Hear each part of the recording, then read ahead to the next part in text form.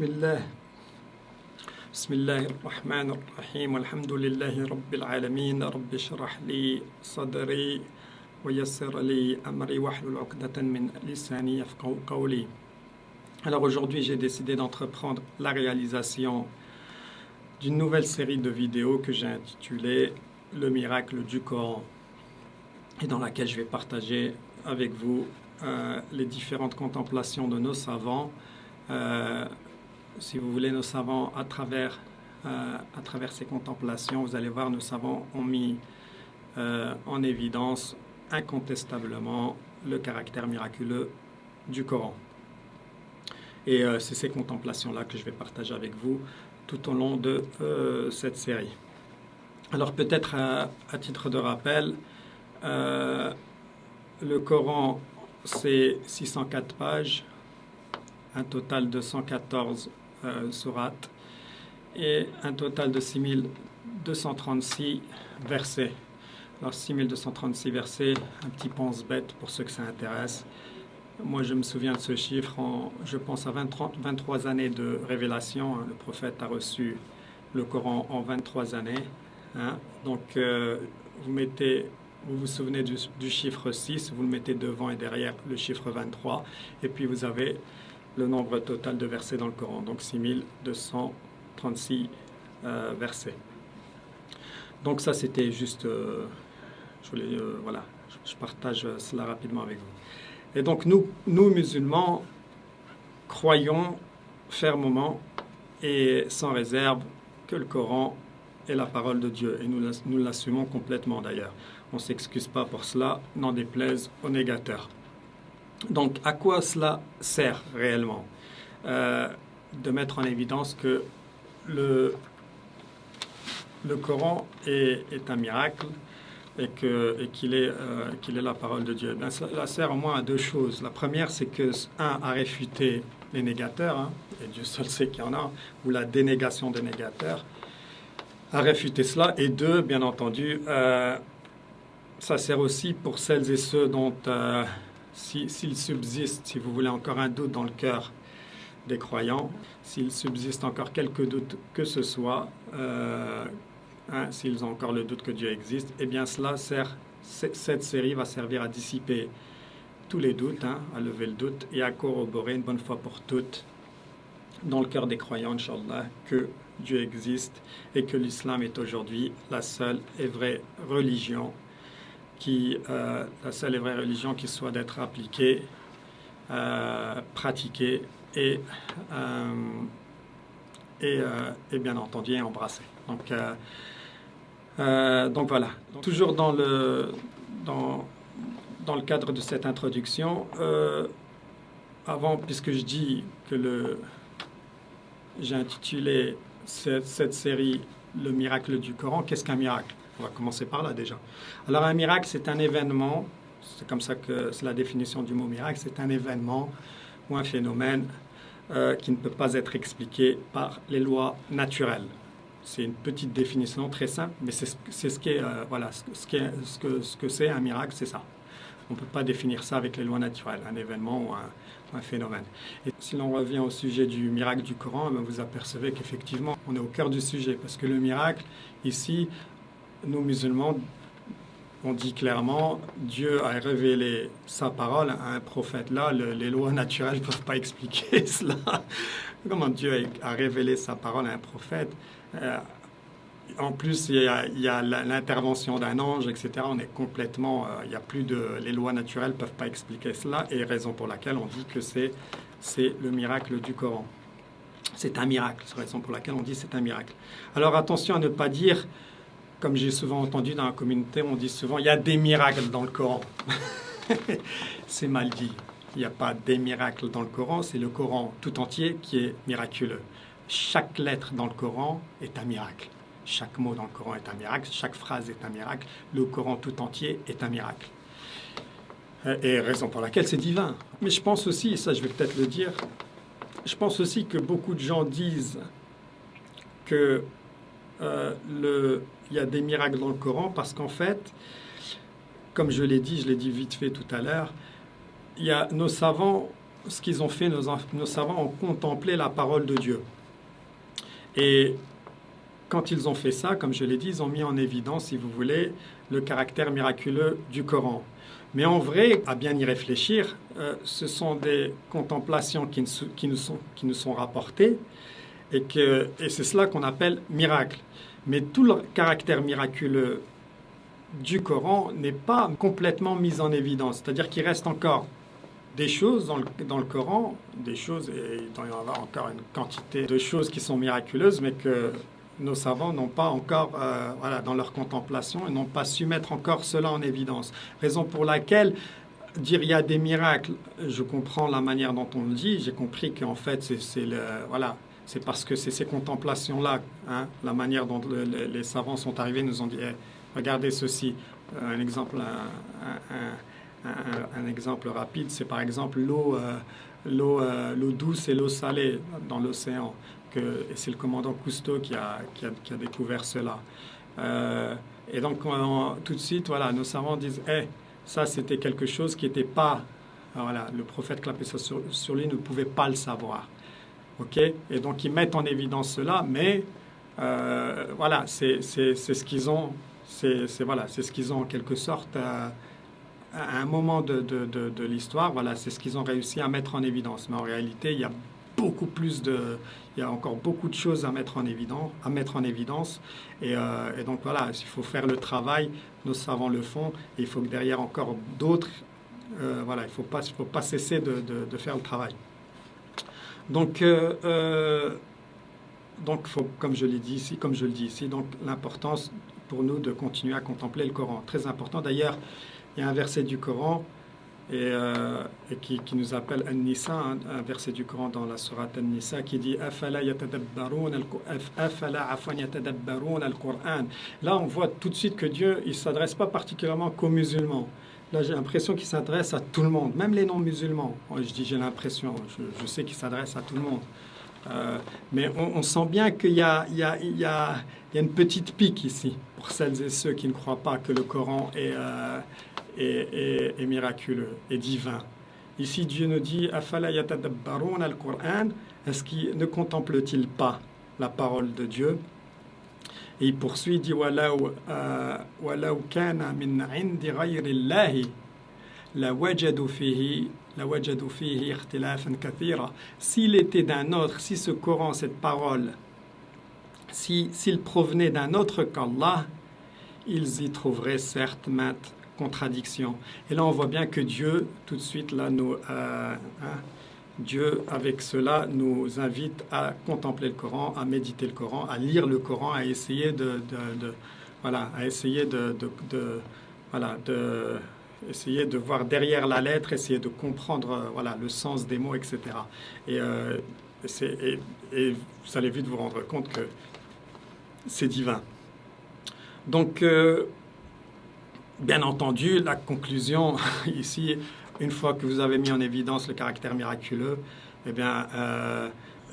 force nous est d'admettre, en réalité, que le Coran est la parole de Dieu, une fois que c'est fait, et donc que Dieu existe. C'est aussi simple que ça. Si vous prouvez que, si vous êtes convaincu que c'est miraculeux, si vous êtes convaincu que c'est miraculeux, si vous êtes convaincu que cette parole est divine, eh bien naturellement, ça veut dire que Dieu existe. Et le refuser, c'est ce qu'on appelle en islam, el-kufr. Donc le refuser, c'est couvrir la vérité, parce que c'est ça, kafara, c'est vraiment l'origine du mot kafa et ra. L'origine, c'est couvrir. Les savants nous disent il y a ce sens de couvrir quelque chose. Et là, on couvre la vérité. Donc, si vous refusez après que la vérité vous soit parvenue, si vous voulez, après que qu'on vous ait montré la vérité, si vous décidez de la couvrir, la repousser ou la rejeter ou la refuser, la nier, vous couvrez, si vous voulez, la vérité pour ne pas la laisser paraître au grand jour. Et c'est ce qu'on appelle en islam el-kufr. C'est pour ça qu'on dit, quand on dit de quelqu'un il est kafir, il est mécréant à partir du moment où la vérité lui a été présentée et il décide de la de la repousser. Alors maintenant, on est au cœur du, on est au cœur du problème, au centre de toutes les divergences avec cette question qui est fondamentale, cette vraie question. Hein? Si on voulait parler peu et bien, pour toutes celles et ceux qui m'écoutent qui ne sont pas musulmans, ben la vraie question, c'est et sur laquelle il y a eu tellement de débats et d'échanges. Est-ce que le Coran est la parole? C'est ça la vraie question. Est-ce que le Coran est vraiment la parole de Dieu? Parce que c'est tout revient à cela, tout se résume à cela. Est-ce que le Coran est la parole de Dieu? Alors nous, musulmans, avançons que oui. Et donc, puisque c'est nous qui l'avançons, la charge de la preuve incombe à celui qui avance le propos. Et ça, je ne le dis pas, c'est pas moi qui l'invente, hein. Ça, c'est conformément aux enseignements coraniques. Dieu nous dit dans le Coran, قُلْ هَاتُوا بُرْهَانَكُمْ إِن كُنْتُمْ صَادِقِينَ. Si vous êtes véridiques, apportez vos preuves. Ça, le Coran nous dit ça. Et inversement, toutes celles et ceux qui disent le Coran n'est pas la parole de Dieu, qu'ils apportent leurs preuves. Hein, qu'ils apportent leur élément de preuve, qu'ils réfutent, qu'ils mettent en exergue une erreur, une contre-vérité, une imperfection, encore une contradiction, par exemple dans le Coran. Qu'ils le fassent, nous, on n'attend que cela. Donc, et ils n'y parviendront pas, puisque je vous dis, là, moi qui est le nez dans la question, je peux vous assurer que c'est... les profondeurs, c'est difficile, c'est pratiquement, on ne peut pas sonder la profondeur du Coran tellement ça dépasse l'entendement. Donc apportez vos preuves pour celles et ceux qui croient que le Coran n'est pas la parole de Dieu, eh bien apportez vos preuves. Ici, c'est moi qui avance que le Coran est la parole de Dieu, donc la preuve m'incombe ici. Et d'ailleurs, sur cette histoire Hatu burhanakum, apportez vos preuves, c'est les enseignements prophétiques, un enseignement prophétique ici, vous allez voir, s'aligne sur la parole de Dieu et apporte encore de la lumière, pourquoi il en est ainsi, pourquoi c'est à nous, pourquoi celui qui avance un propos, pourquoi la charge de la preuve lui incombe. Alors c'est rapporté ici par, je partage cela à titre d'information rapidement avec vous, c'est rapporté par Ibn Majah, d'après Ibn Abbas, qui a dit que le messager de Dieu, sallallahu alayhi wa sallam, a dit, si les gens étaient jugés selon leurs revendications, les hommes réclameraient faussement les biens et la vie d'autres personnes. Mais la charge de la preuve incombe au demandeur et le serment revient à celui qui nie. Et ici, vous avez la fondation, vous avez la base. Comment ça fonctionne en islam? Quand vous avancez un propos, la preuve, elle incombe à celui qui avance le propos. En quelque sorte, celui qui accuse, c'est celui qui doit prouver. Celui qui dit, qui affirme, c'est lui qui doit prouver. Si vous niez, l'islam, regardez la beauté de l'islam, si vous niez, eh bien vous... tout ce qui vous concerne, c'est vous devez jurer, faire le serment que vous n'avez pas menti. Vous jurez par Allah que voilà, je ne l'ai pas fait, je ne l'ai pas entendu, je ne l'ai pas vu, c'est pas vrai, et vous jurez par Allah. Si c'est pas vous qui avancez le propos, voilà comment ça fonctionne. Le prophète le dit, walakinna al-bayyina ala al-mudda'i afwan. Donc la preuve incombe à celui qui avance le propos. Wal yamin ala man ankara, donc celui qui nie, c'est lui, tout ce qu'il concerne, tout ce qu'il regarde, c'est jurer, c'est tout. Donc puisque c'est moi encore une fois qui avance, c'est moi, mais c'est pas moi, c'est toute la communauté qui avance que le Coran est la parole de Dieu, alors que les choses soient claires, et j'aimerais que vraiment, subhanallah, j'aimerais pour celles et ceux, quand on leur pose la question, tous mes frères et sœurs, là, quand on vous pose la question, prouve que le Coran est la parole de Dieu, bien servez-vous de ce que je vais dire là, parce que là vous avez vraiment l'argument est solide. L'argument, je peux vous assurer qu'il tient la route. Alors nos éléments de preuve, nous musulmans qui avançons que le Coran est un miracle et la parole de Dieu, eh bien c'est basé sur 4 critères fondamentaux. Et encore une fois, c'est pas moi, je n'invente rien ici. Nos savants nous ont déjà mâché le travail, hein. Il n'y a rien à faire, hein. Il y a juste c'est un copier-coller, hein. Donc nos savants, encore une fois, donc, se basent pour prouver que la parole de Dieu, que le Coran est la parole de Dieu, pardon, se base sur 4 critères fondamentaux. Il se base sur l'inimitabilité, la contradiction, la préservation et enfin la prédiction, la prophétie. Ces 4 critères-là. Donc, préservation, comme j'ai dit, inimitabilité, contradiction et prédiction. Retenez ces 4 mots et on va y revenir. Encore une fois, c'est sur la base du Coran qu'ils sont arrivés avec ces 4 concepts, mais ou ces 4 notions. Et avec ces 4 points, ces 4 notions, si vous voulez, 4 concepts, eh bien, avec ces 4 concepts, ils se servent de cela, hein, comme preuve de l'authenticité et de l'origine divine du Coran. Alors, ces 4 critères, j'ai fait un peu mes recherches, ces 4 critères fondamentaux sont une synthèse de la pensée islamique classique. Ce n'est pas un savant qui est derrière ces 4 critères, c'est pas l'invention d'un individu unique, mais c'est une synthèse de la pensée islamique. Et ces critères sont dérivés, vous allez le voir, sont dérivés de divers versets du Coran et de hadiths et ont été élaborés par des savants musulmans tout au long de l'histoire islamique. Et plus précisément, ces critères ont été élaborés au fil des siècles par des érudits, donc des savants musulmans, tels que l'imam al-Ghazali, tels que l'imam Ibn Taymiyyah et d'autres encore, bien entendu, et traités en profondeur aussi par des savants contemporains comme Hamiduddin al-Farahi, donc, qui est un savant contemporain et qui est connu d'ailleurs pour sa thèse il a défendu la thèse que le Coran est un texte parfaitement structuré. Chaque sourate est en lien à un thème central, c'est la thèse qu'il a défendue. Il a écrit pas mal de livres, mais il a aussi approfondi la question de ces 4 critères fondamentaux. Et ça, c'est pour n'en citer que quelques-uns, hein. Et moi, bien entendu, j'aurais rajouté, ça c'est à titre personnel, je me permets, j'aurais rajouté un 5e critère. J'aurais rajouté, bien entendu, je reviendrai sur ce critère encore une fois sur la base du Coran.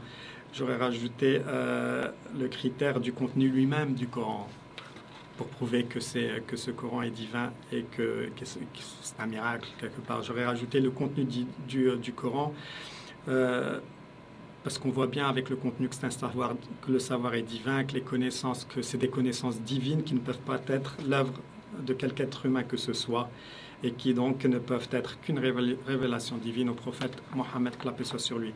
Mais j'imagine que les savants n'en ont peut-être pas parlé parce que ça coule de source quelque part. Alors je vais revenir sur ces 4 critères fondamentaux. Alors le premier, vous allez voir, c'est intéressant tout ça. Le premier, c'est la préservation du Coran. On a dit préservation du Coran. Sur la base de la préservation du Coran, vous pouvez dire que le Coran est divin. C'est miraculeux, c'est pas possible autrement. Je rentrerai pas dans les détails, je vais pas être très exhaustif ici, mais je vais vraiment, je vais en toucher un petit mot quand même. Donc, c'est sur la base l'histoire de le Coran est préservé sur la base d'un verset du Coran, la sourate 15, Al-Hijr, et le verset 9. Quand Dieu dit Inna nahnu nazzalna dhikra wa inna lahu lahafidhun. Il est connu ce verset. En vérité, c'est nous qui avons fait descendre le Coran et c'est nous qui en sommes gardiens. Donc ici, Dieu décide d'être le gardien du Coran. Donc là, c'est Dieu le Très-Haut, le Tout-Puissant qui décide, qui dit là, cette affaire de préserver le Coran, c'est mon affaire. Donc, subhanallah. Et vous vous rendez compte que dans les faits, c'est incroyable, parce que dans les faits, il y a vraiment préservation. Et ici, vous allez le voir, le Coran affirme être une révélation préservée dans sa forme originale. Tous les musulmans vous diront la même chose, c'est préservé depuis le départ. Ce concept est basé sur le verset que je viens de citer, coranique 15:9, Inna nahnu nazzalna dhikra wa inna lahu lahafidhun. c'est nous qui l'avons, en vérité, c'est nous qui avons fait descendre le Coran, et c'est nous qui en sommes le gardien. Donc cela a été interprété par nos savants, bien entendu, pour signifier que le Coran sera protégé contre la corruption ou l'altération, une croyance qui sous-tend la doctrine de la préservation du Coran. Vous savez, et vous allez, pour celles et ceux qui se posent encore des questions, écoutez bien ce que je vais vous dire. Là où c'est vraiment là où subhanallah, c'est fou, c'est fou. J'ai regardé, j'ai posé la question, j'ai fait mes petites recherches, et d'après les rapports récents, écoutez bien ce que je vous dis, il y aurait environ à peu près 3,6, donc 3,6 millions de mosquées dans le monde. Et cela implique potentiellement qu'il y aurait 3,6 millions de huffaz. C'est quoi un huffaz? C'est quelqu'un qui a... Les huffaz, c'est le pluriel de hafid.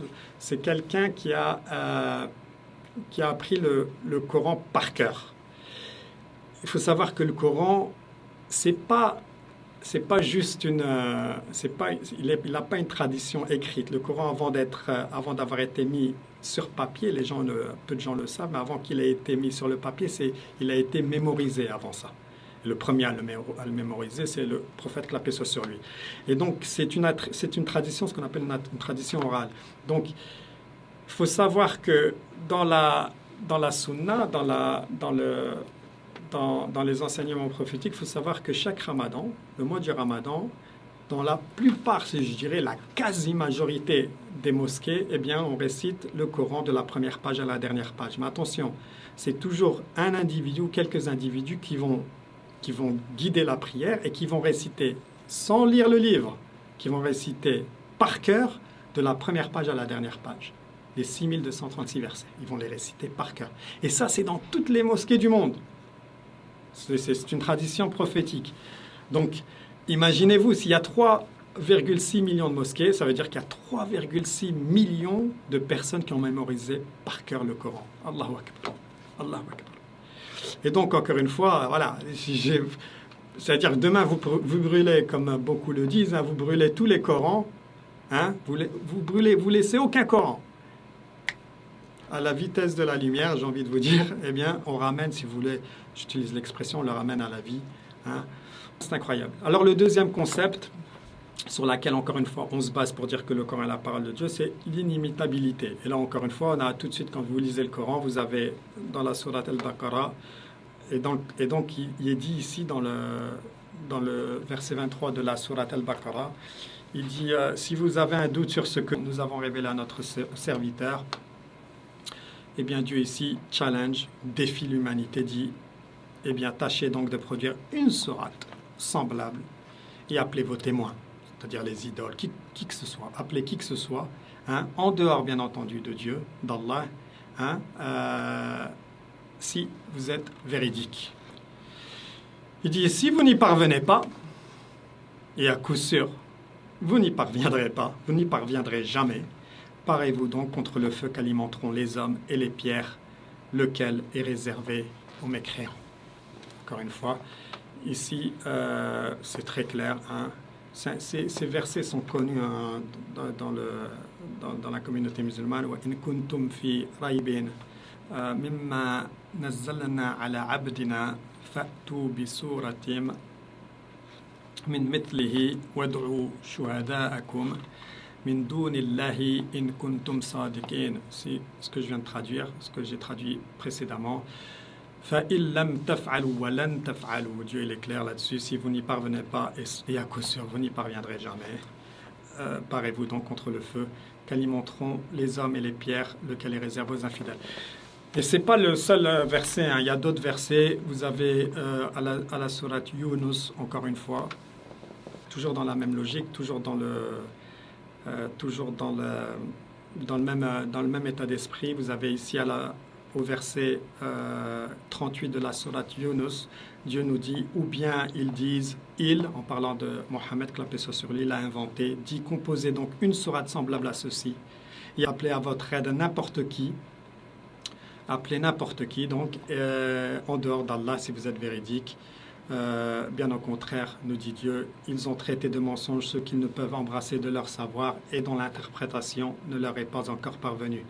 Ainsi, ceux qui vivaient avant eux traitaient d'imposteurs leurs messagers. Regarde comment a été la fin des injustes. Donc ce verset est, encore une fois, va dans le sens de ce que j'ai dit il y a quelques secondes.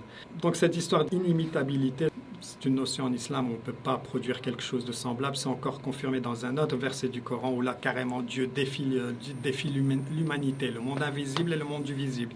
Dieu nous dit dans la sourate Al-Isra, dit même si les hommes et les djinns s'unissaient pour produire quelque chose de semblable à ce Coran, ils ne sauraient produire rien de semblable, même s'ils se soutenaient les uns les autres.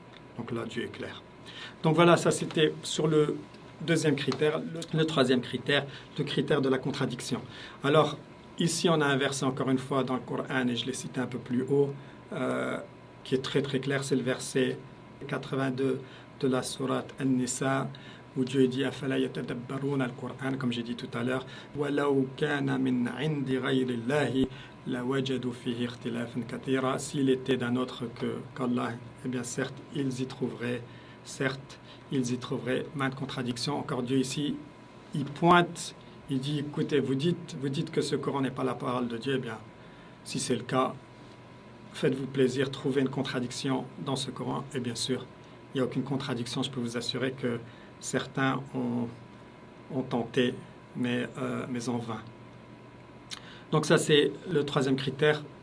Si on vous demande pour quelle raison vous croyez que le Coran est la parole de Dieu, tout simplement parce qu'il n'y a aucune contradiction à l'intérieur de ce Coran. Ce n'est pas le cas des autres livres. C'est une réalité.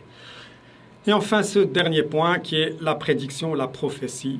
Il y a dans le Coran, et on y reviendra, vous allez voir quand je vais mettre en évidence la contemplation de nos savants, vous allez voir que les savants mettent ça en évidence, bien sûr, les prédictions dans le Coran. Comment c'est possible qu'un homme puisse prédire l'avenir? C'est pas possible. S'il est capable de le faire et qu'il nous dit je prédis rien du tout, c'est une révélation, moi je sais rien du tout, c'est Dieu qui m'en informe, c'est que Dieu existe. Si tout ce qu'il a prédit, toutes les prophéties qu'il a, si vous voulez, qu'il a proférées se sont réalisées, il n'y a pas de doute, c'est que c'est divin. Et ici, il y a un grand nombre de prophéties dans le Coran. Il y a même si vous voulez, il y a quelques prophéties qui sont surprenantes. Ça dépasse l'entendement, encore une fois. Ça vous bouscule. Vous dites, comment c'est possible? Je vous donne un exemple très simple. Dans la sourate Al-Masad, eh bien, le prophète, la paix soit sur lui, dit Tabbat yada abi lahabin wa tabba.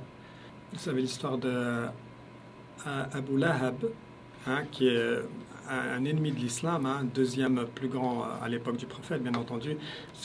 C'était quelqu'un qui a combattu l'islam avec ferveur, avec bien entendu Abu Jahl. Mais tout de suite derrière lui, on a Abu Lahab. Et Abu Lahab qui a combattu l'islam, qui n'est autre d'ailleurs, au passage, qui n'est autre que l'oncle du prophète, que la paix soit sur lui. Lui qui a combattu l'islam, le prophète vient avec la révélation et lui dit t'es voué au feu. Il va plus loin, le prophète, que la paix soit sur lui. Il ne s'arrête pas lui, il lui dit même ta femme est vouée au feu. Et c'est une révélation du Très-Haut. Ici, là où ça vous bouscule, comme je l'ai dit tout à l'heure, c'est que ces deux-là ont l'opportunité, si vous voulez, de faire que l'islam s'effondre juste en embrassant l'islam. Ils ont juste à dire la ilaha illallah et puis l'islam s'effondre. Ils ont juste à dire, écoute, tu sais quoi, et Dieu seul sait que c'est, comme je l'ai dit, ils ont combattu l'islam avec ferveur. Alors avoir une révélation et dire une seule personne, voilà, tu iras en enfer, vous vous dites, ok, bon. Mais c'est comme quand pour ceux qui, pour que Dieu me pardonne, c'est peut-être un mauvais exemple, pour ceux qui jouent au poker, c'est double up, ils disent en anglais. C'est mettre deux fois, mettre son tapis, quoi. Vous avez mis vous avez mis une première mise et vous mettez tout le tapis après derrière. C'est-à-dire, vous prenez vraiment tous les risques. Là, le prophète, clap et sur lui, il prend vraiment tous les risques. Il dit, non, si Abu Lahab, il va finir en enfer, mais pas que lui, sa femme aussi. Si l'un d'entre eux décide d'embrasser l'islam, c'est l'islam qui voilà. C'est tout. Il est démenti. Il est démenti tout de suite, le prophète, clap et soit sur lui. Et naturellement, pardon, l'histoire prouvera ni l'un ni l'autre n'a embrassé l'islam et le prophète avait sa prédiction s'est avérée. Voilà, il a eu raison, sa révélation était véridique. Et il n'y a pas que lui, on reviendra sur ça. Il y a l'histoire il y a encore aujourd'hui, il y a par exemple l'histoire de Pharaon. Dans le Coran, Dieu dit, je préserverai entre guillemets le corps de Pharaon pour qu'il soit, je paraphrase, pour qu'il soit pour qu'il soit un signe pour l'humanité. Eh bien, encore aujourd'hui, vous savez qu'on on a encore le corps de Pharaon qui est préservé. Donc encore une fois, c'est une prédiction.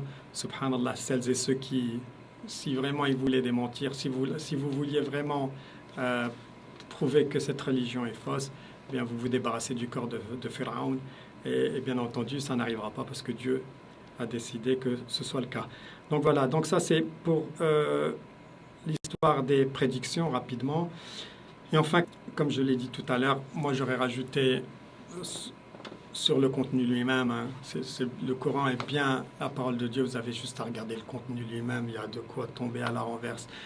Ses connaissances, le contenu lui-même, le savoir à l'intérieur du Coran ne peut pas être, c'est pas possible que c'est pas humain. Et Dieu d'ailleurs avec cette sourate, avec un verset de la sourate Al-Fussilat, le verset 53, Dieu nous dit ça, sanurihim ayatina fil afaqi wa fi anfusihim hatta yatabayyana lahum annahu al-haq. Dieu nous dit, nous leur montrerons nos signes dans l'univers et en eux-mêmes jusqu'à ce qu'il leur devienne évident que ceci, en parlant du Coran, et que ceci, le Coran, est la vérité. Et il continue, ne suffit-il pas que ton Seigneur soit témoin de toutes choses? Awalam yakfi bi rabbika annahu ala kulli shay'in shahid. Et ne suffit-il donc pas ne suffit-il pas que ton Seigneur soit témoin de toutes choses?